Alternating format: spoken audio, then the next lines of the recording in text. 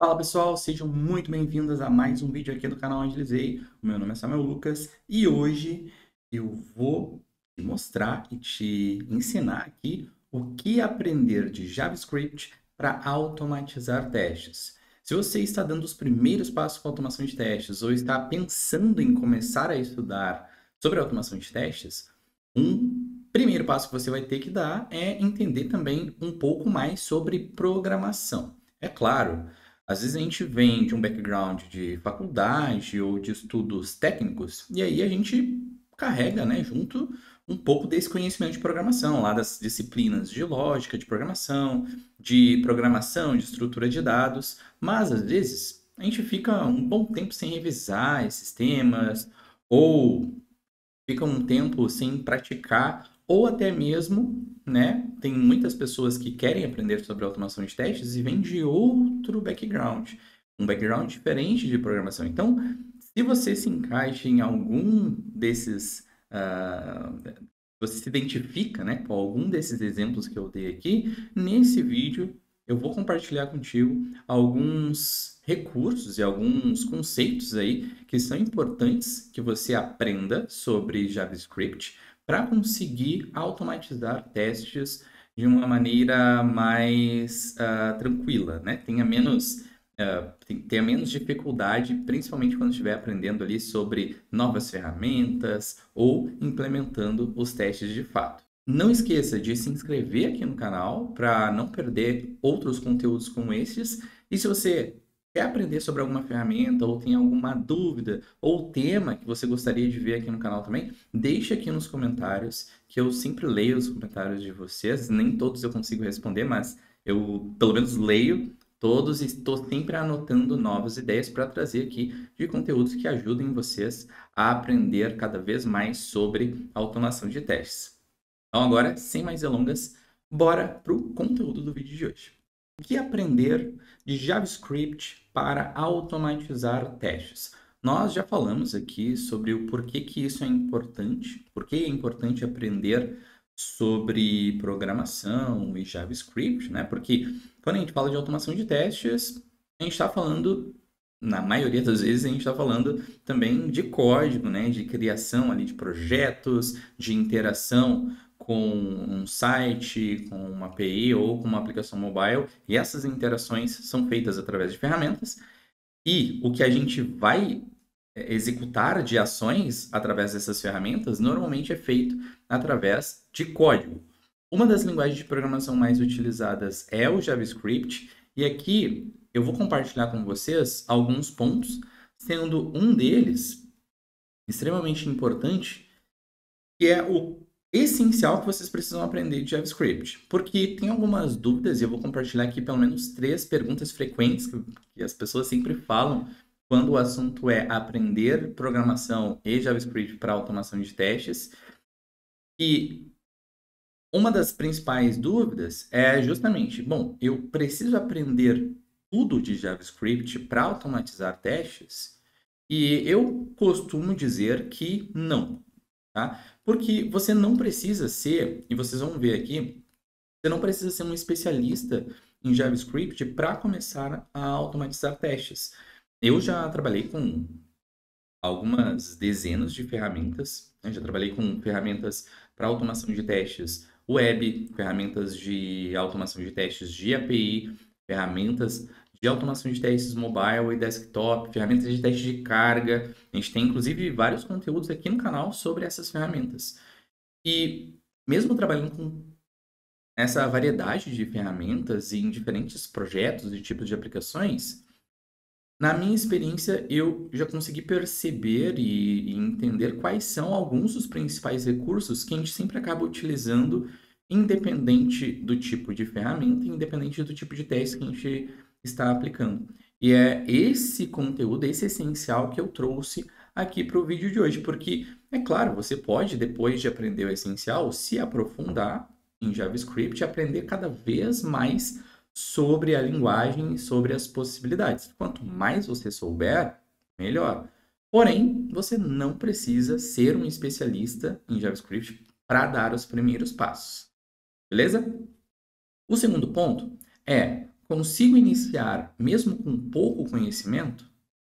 E eu digo que sim, você consegue começar a estudar automação de testes mesmo com pouco conhecimento em JavaScript. E eu explico por quê. Quando você está estudando sobre programação ou está aprendendo uma nova linguagem de programação, caso você já saiba outra, né, Java, Python, e queira adicionar JavaScript aí nas linguagens que você conhece, programação é uma disciplina que exige muita prática. Então, você vai precisar criar projetos, vai precisar criar código, né? Escrever literalmente código, testar esse código, ver se ele está tendo a saída esperada, analisar o fluxo que está sendo executado ali no código, né? Às vezes colocar algumas informações para exibir no console, às vezes você vai ter que fazer algumas refaturações, seguir algumas boas práticas, mas tudo isso sempre vai ser feito na prática. Então, já que você precisa praticar, nada melhor que praticar isso usando algo que você já precisa estudar. Nesse caso aqui, se você quer aprender sobre automação de testes, beleza. Une o útil ao que você precisa fazer. Que é, você une ali a sua necessidade de estudar sobre JavaScript a o seu desejo de aprender a automação de testes e pratica a linguagem de programação com algo que traga alguma utilidade, né? Que conecte com algo que você realmente precisa aprender, que é automação de testes. Então, sim, você consegue iniciar mesmo com pouco conhecimento, e aí, enquanto está criando ali projetos de automação de testes, está aplicando alguns conceitos, revisando o seu código, você já vai aprendendo mais sobre a linguagem de programação e aprofundando aí o que você sabe. E o terceiro ponto é, bom, eu já sei que eu vou entender que o que é essencial aprender sobre JavaScript e eu sei que eu posso começar mesmo com pouco conhecimento em programação.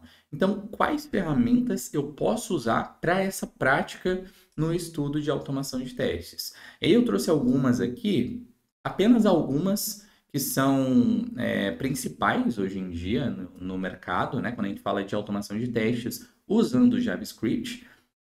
E você pode utilizar aí para criar projetos, estudar, tentar aplicar no seu dia a dia de trabalho, ou estudar para montar um portfólio. E algumas dessas ferramentas são muito utilizadas em projetos reais, né? A maioria, na verdade, todas elas eu, por exemplo, já utilizei em projetos que eu trabalhei. Então, algumas ferramentas como o Jest, que é uma ferramenta para execução de testes, muito utilizada em projetos JavaScript e Node para testes de unidade, por exemplo, mas que pode ser usada como test runner ali para projetos usando várias ferramentas de testes. O Playwright, por exemplo, usa Jest em conjunto com ele. Supertest, que é uma ferramenta focada em interação com APIs. Postman, que provavelmente alguns de vocês já conhecem, que é uma ferramenta para interagir com APIs. O Cypress, que é uma ferramenta muito popular aí no universo de testes e automação de testes, né? O Cypress, ele é uma das ferramentas mais populares e ele é focado em testes de aplicações web. Então, você consegue testar ali fazer vários tipos de testes de aplicações web. O Playwright, que é uma ferramenta que vem numa crescente muito boa também, e é uma ferramenta também para testes de aplicações web. O K6, que é focado em testes de carga, e o Pact, que é uma ferramenta focada em testes de contrato. Então tem aí uma variedade de ferramentas que você pode explorar, pode estudar, pode criar projetos e melhorar o seu portfólio de automação de testes. Agora, vamos para o principal do conteúdo de hoje, que é o que aprender de JavaScript para automatizar testes. Se até esse momento aqui do vídeo você ainda não está com um papel e caneta na mão ou com um bloco de notas aberto para anotar aí o que você já estudou e o que você ainda não estudou, esse é o momento. Já se organiza aí, pega suas anotações, porque a partir de agora eu vou começar a passar alguns conceitos e alguns tópicos, e é importante que você anote para pelo menos já ter uma ideia, né? Pô, de todos esses tópicos, tem 3 que eu ainda não estudei, então vou anotar eles para eu estudar nas próximas semanas aí. Então, esse é o ideal a partir de agora, acompanhando o vídeo, certo? Se você não consegue fazer isso agora, beleza. lembra de depois voltar aqui no vídeo, passar por esses tópicos e revisar o que você já aprendeu, o que você já estudou. E caso você não saiba nada dos conceitos que a gente trouxe aqui, também não tem problema. É um bom ponto de partida para você começar a estudar programação e JavaScript. O primeiro ponto que é essencial estudar quando a gente fala de JavaScript para automação de testes é o conceito de constantes e variáveis. Esse é um conceito utilizado praticamente em as ferramentas e praticamente todos os tipos de testes que você vai fazer. Ele envolve a ação, né, de você guardar um valor. Aqui eu trouxe alguns exemplos, como vou guardar o nome aqui do toco, a idade do pitoco e o peso. Né? Eu vou guardar essa informação em uma variável ali, eu vou guardar esse valor em um lugar, que é o que a gente chama aqui de variáveis e constantes, para eu poder utilizar depois.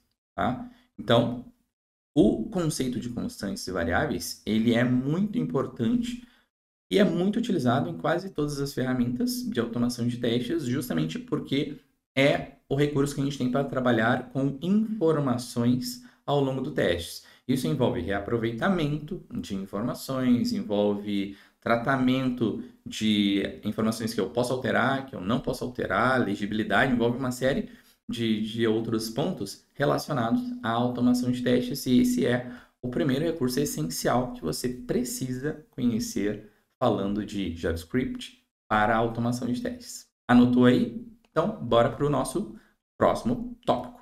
O próximo tópico que é importante que você tenha conhecimento é o conceito, né, de tipos de dados. Em JavaScript, o JavaScript ele não é uma linguagem fortemente tipada. Então, você não precisa atribuir o tipo que uma informação, que uma variável ou uma constante vai ter. Porém, o próprio JavaScript, ele atribui um tipo automaticamente para cada informação que você usa, né, ou cria ali em código. E essa atribuição vai influenciar no que você pode fazer ou não com aquele dado. Então, por exemplo, quando você está trabalhando com uma palavra, ele vai ter o tipo de dado string, e aí você consegue fazer algumas ações com um tipo de dado que seja do tipo string. Por exemplo, você pode procurar por uma letra ou uma palavra dentro de uma string, dentro de uma cadeia de caracteres. Você pode remover uma parte daquele conteúdo, fazer um filtro ali em palavra, por exemplo. Você pode fazer um filtro, pegar todas as letras A e substituir por letra E. Você consegue fazer isso porque é um valor aqui do tipo string e todas as informações do tipo string têm outras funções auxiliares e que você consegue usar ali na linguagem.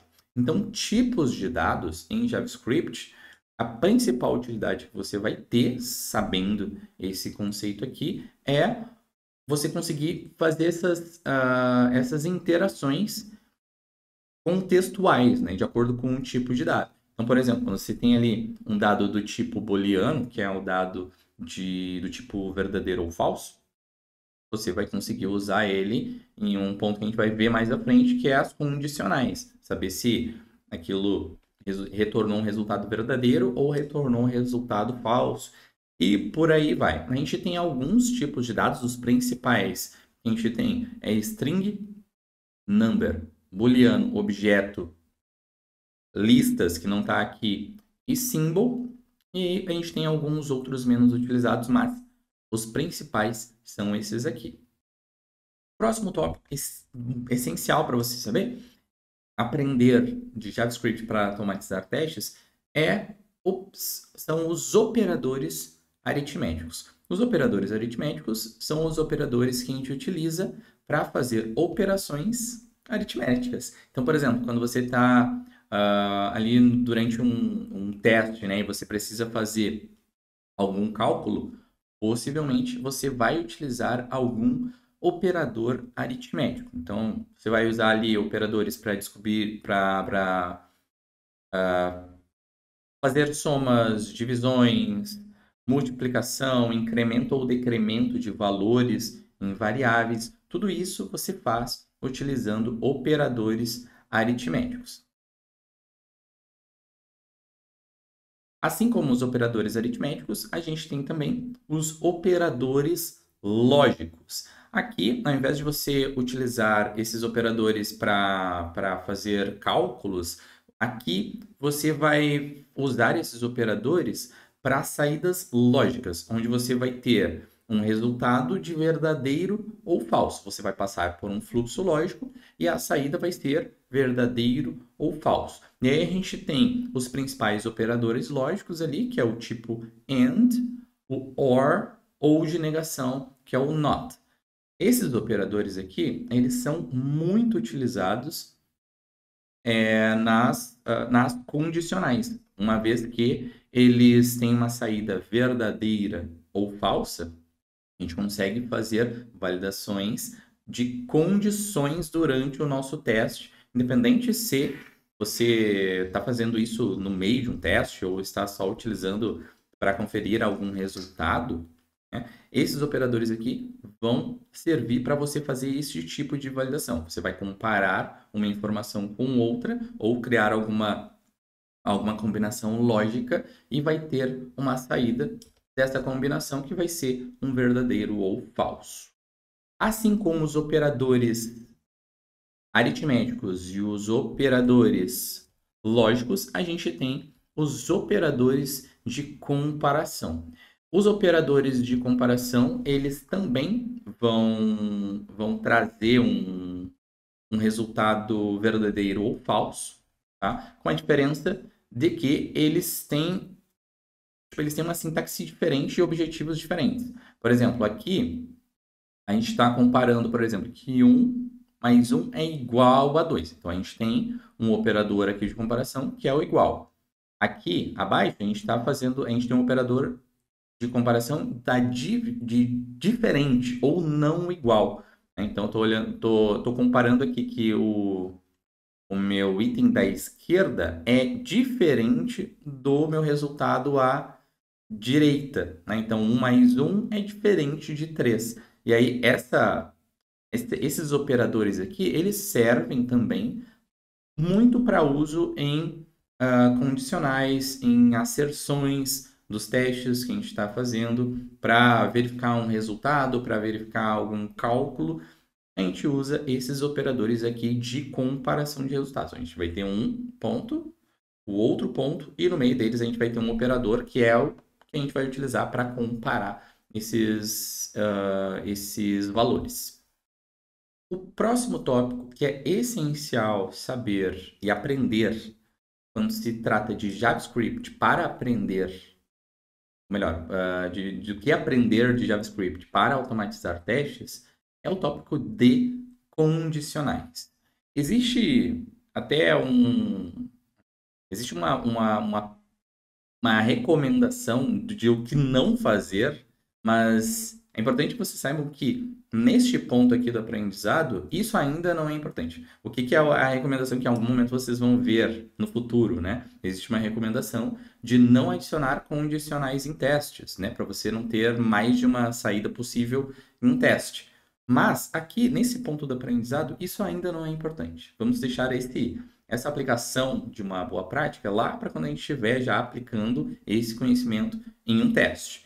Aqui, o que é importante que você saiba é que existe uma estrutura onde você pode utilizar aqueles operadores que a gente viu anteriormente ou criar lógicas para definir o fluxo que você vai seguir ali no teste ou no seu código.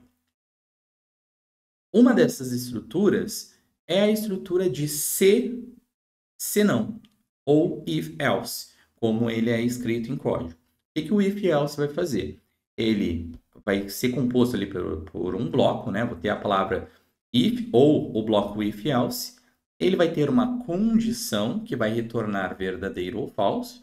E aí, aqui dentro, eu vou ter a minha a minha execução de código, que só vai ser executado caso eu atenda esta condição aqui.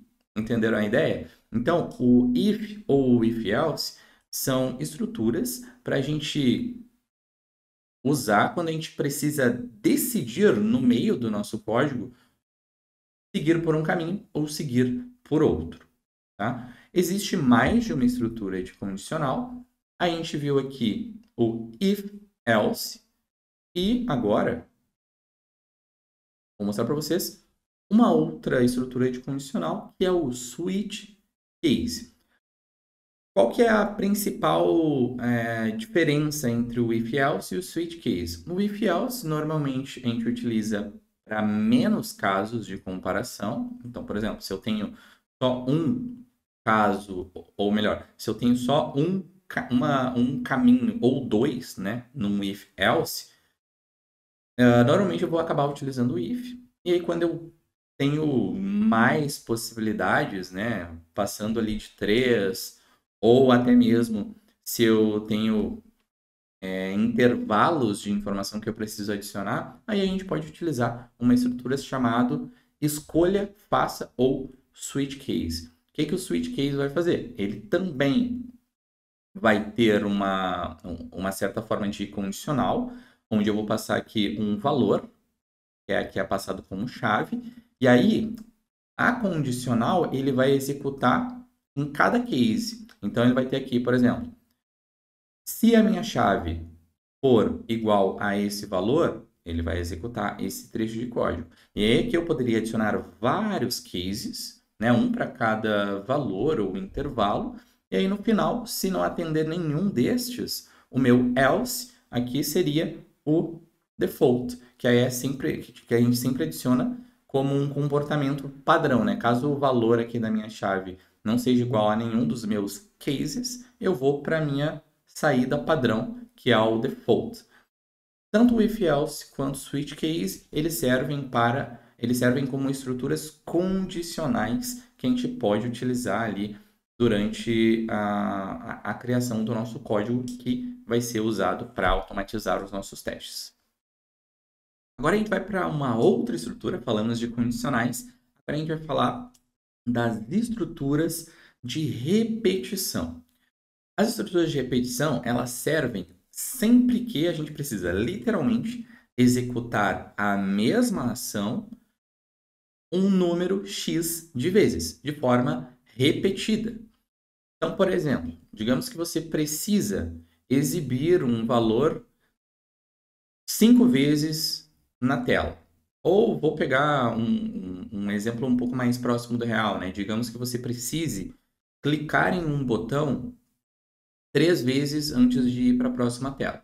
Ao invés de você copiar o código e clica naquele botão e repetir este código, né, 3 vezes, você pode utilizar uma estrutura de repetição e colocar o código que clica naquele botão dentro do bloco de repetição. E aí, a quantidade de repetições que você vai fazer, você coloca dentro da lógica de número de repetições que você quer fazer. Então, por exemplo, se eu quero clicar em um botão 3, 5, 10 vezes, a minha ação de clique no botão vai ser a mesma, e o que vai mudar vai ser a minha lógica de repetições, que pode ser uma lógica contada, com um número fixo de vezes que eu vou executar aquela ação, ou ele pode ser também uma estrutura condicional, onde eu vou executar, eu vou repetir aquela ação até que uma condição seja satisfeita. Então aqui a gente tem uma das principais estruturas de repetição, que é o for. Aqui eu trouxe um exemplo de estrutura de repetição contada para vocês. Então a gente tem aqui um contador, que é uma variável aqui de contador, que é inicializada em 0. A gente tem a condição de saída dessa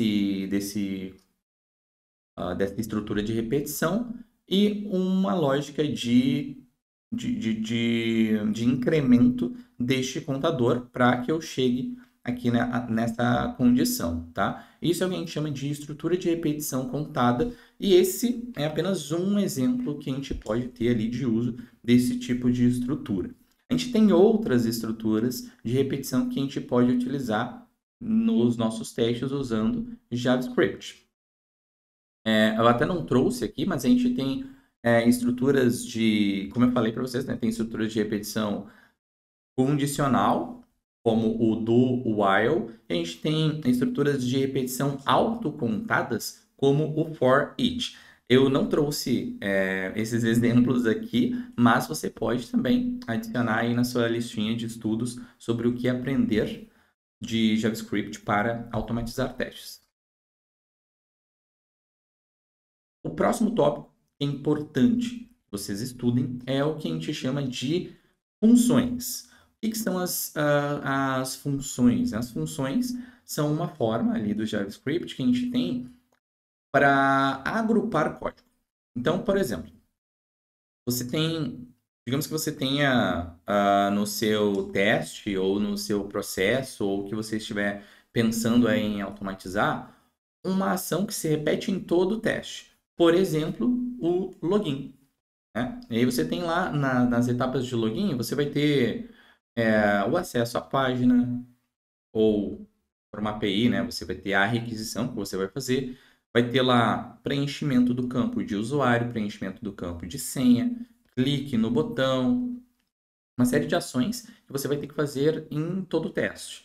E aí, ao invés de você repetir essa mesma ação, o código, né, dessa mesma ação, em vários arquivos diferentes, uma coisa que você pode fazer é colocar isso dentro de uma função. E aí você dá um nome para essa função, por exemplo, preencher informações de login. Né? E aí essa função você consegue chamar ela em vários arquivos. E aí cada arquivo que chamar essa função, a função vai lá no arquivo onde está declarado as ações que são feitas dentro da função e vai executar aquelas ações. O que isso traz de vantagem é que você tem mais reaproveitamento de código e tem menos código duplicado. É justamente para isso que servem as funções. Existe mais de uma forma de definir funções usando o JavaScript. As principais eu trouxe aqui para vocês, né? Tem ali uma função declarada,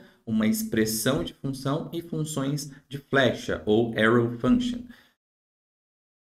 Elas têm poucas diferenças, tá? Tipo, na verdade, as diferenças que a gente tem entre os tipos de funções são pequenos detalhes, e esses detalhes vocês também podem explorar depois que já tiverem entendido e conseguido aplicar aqui o conhecimento de funções, de agrupar um determinado código em uma função, usar essa função em outro arquivo, né, ou outro trecho de código. Depois que vocês entenderem isso, aí vocês podem começar a pesquisar, pô, o que tem de diferente entre uma função declarada, uma função anônima e uma função de flecha, né? Quais são as diferenças técnicas entre elas? Isso você pode explorar depois que já estiver conseguindo aplicar esse conhecimento no seu dia a dia, ok?